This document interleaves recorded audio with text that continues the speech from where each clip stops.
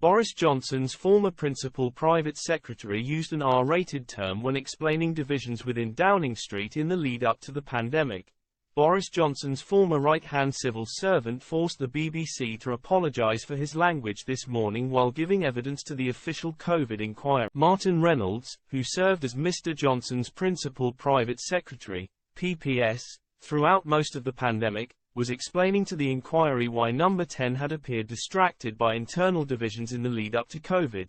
Hugo Keith KC asked Mr. Reynolds whether Number 10, as a relatively new administration following the general election, had been unable to cope with a crisis. Mr. Johnson's PPS said the dynamics of January and February 2020 had shifted compared to those seen before the general election.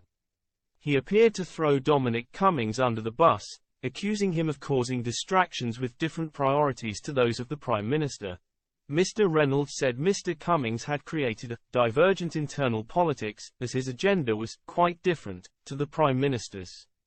The other dynamic, I would say during this period, was a sort of unease with some of the message. It was during this period that we were talking about the appointment of various weirdos and misfits and bringing in very different people into Downing Street.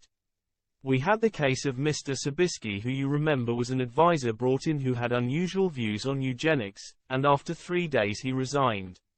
Mr. Reynolds also said there had been unease in the civil service around the so-called SH*T list of people who were thought to be at risk in what was perceived to be a much more